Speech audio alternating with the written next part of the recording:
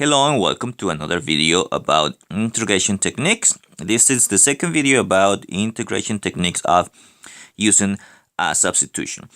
Now, the first video about this integration technique, substitution, we did this integral, the integral of 2x, x squared plus 1 to the fifth dx, and through a substitution using u equals to this x squared plus 1, we get this answer here, x squared plus 1 to the sixth divided by 6 plus c. So we did this in the previous video. Now, the reason I want to go back to the answer of the previous video is because I want to show you that this is the actual answer. There is a way that you can check, which is you take this expression here, you compute the derivative, and you should get the expression that is here inside this integral. And that's exactly what I said here. So we can check that using differentiation. So I'm going to differentiate this expression that I have here. So I have the derivative with respect to x of this expression. Now, I can write down this expression like this. This looks like a fraction, but I don't want to use the quotient rule of differentiation for that. It's easier to do this. It's easier to pull out the 1/6 here. So I'm going to say this is 1/6 of x squared plus 1 to the sixth. This expression is exactly the same as the one that you see here, plus that constant. Now, the reason I did that is because now I can use the rules of differentiation that says this is just a constant times this. So I keep the constant as it is, and I apply here the power rule for the differentiation, and I have to use chain rule because I have an inner function here. So it'll be 1/6, the 6 comes down here, multiplying. So that's why I get 6 over 6, and I take this exponent, subtract 1, 6 minus 1, and I multiply it by the inner derivative of this, which is x squared plus 1 prime. That's the prime there, means the derivative of that. And the derivative of the constant, of course, will be 0. So if you simplify 6 over 6, that gives you 1. And then this whole 6 minus 1, of course, is 5. So I get x squared plus 1 to the fifth. And the derivative of x squared plus 1 is just 2x. And if you reorder this is the same as 2x times x squared plus 1 to the fifth. This is exactly what is up here inside the integral. So that checks that this is actually the answer we got. So I just wanted to show you that before we actually go into the next example, which I'm also going to call a perfect substitution. And you will see in a second why it's also a perfect substitution. So in this example, let's say we want to find the antiderivative of the square root of x plus 1 to the 10 divided by 2 square root of x. So in this case, this is a little bit more complicated. Now, one way you can approach this is also, which is not a good idea, is take this to the 10th power, expand that, divide it by this, and then you can use the power rule for integration, which is not a good idea because this 10th power is too big. So we're going to use a substitution here. So remember the rule is, you're going to choose a u that is an expression inside the integral, so it's something usually inside some parentheses or square root or something like that, inside some function. You choose that for u. So let's see that. So this is my integral, the square root of x plus 1 to the 10 divided by 2 square root of x dx. Now, I could choose the denominator, but that's not going to help me much. You can choose that one if you want, and you will realize later that why that's not a good choice for you. So I'm going to get the choice here that's going to get me the actual thing here. So I'm going to choose, in this particular case, this guy here, which is the inner function in this case. I'm going to choose the square root of x plus 1.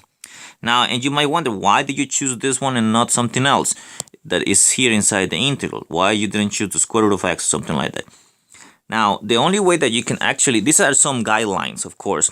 The only way and you can just get used to choosing the u is you need to practice a lot of these things, so you get a sense of for what the u is. So integration is basically just a skill, so you have to practice a lot so you can get good at it. Now, this is the one that I'm going to choose. U is this expression here inside the parentheses. After that, I have to compute the derivative of that. Now I have to compute this derivative. Because I want to do that, I want to express this square root as a power. And as you can remember from algebra, this is x to the 1/2. So it's x to the 1/2 plus 1. So the square root of x is the same as x to the 1/2. The reason for that is because this derivative for this one, I can apply the power rule. So if I apply the power rule for differentiation, I say, okay, is the exponent x to the same exponent, which is 1/2 minus 1. I'm applying the rule for powers differentiation in this case, and the derivative of 1 will be 0, so I don't have to write that down. And remember always to multiply by the dx at the end. Of course, I can simplify a little bit here, and that's exactly what I'm going to do. And remember, one important part of this is that this du should be inside the integral. Now, it doesn't look like, but you will see in a second why. So this is going to be 1 over 2 x to the 1/2 minus 1. That's just negative 1/2. So I have negative 1/2 here times the dx. Because I don't want to leave the exponents here negative, one thing I can do is I can take this, put it down here in the denominator, and I can change the sign. That's another property of exponents. So this is exactly the same as saying this is 1 over 2 x to the 1/2. I'm changing the sign, and times dx. Don't forget that dx that you have to put at the end. Now, once I have it in this way, I can go ahead and change this back to the square root. So now I have 1 over 2 square root of x dx. And as you can see here, this guy, 2 square root of x dx, that actually appears in my integral. Let me scroll back here, which is also good news. Dx divided by 2x, 2 square root of x. That's how you know your substitution is working. Now, if you try this other one, for example, if you were to try u equals to this one, 2 square root of x, the du, it might appear there, but you won't have an easy way to substitute this one. So this is an easier one. So that's u is the one that works here. It's not the only one, but it's the easier one to apply. Okay, so because I want to make the substitution, okay, let's look at this integral, which is the original one that I have. I'm gonna rewrite it like this. It's the square root of x plus 1 to the 10 dx divided by 2 square root of x. Why? Because I want to make this precise. So here, in this case, this inside, let me just do that in here. This guy that is inside that parenthesis, that's what I'm calling u. And this guy, this whole guy here, dx divided by 2 square root of x, that is exactly my du. And why? Because this is what I have here. This is my du. That's the du that I have there. So in this particular case, when I make that substitution, then I'm going to get an integral only in terms of the variable u, which I'm going to write it down over here. It's going to be the integral of u to the 10 times du. And so one thing that I also have to check is that the new integral actually becomes easier, which in this case it does. It becomes easier because I just have to integrate a power, which is easy. That is just the end there. So for the rule of integration of powers, so I get u to the 10 plus 1 because I add 1 to the exponent and divided by exactly the same exponent, 10 plus 1. And don't forget to add the constant of integration. So in reality, what I have here is u to the 11 divided by 11 plus c.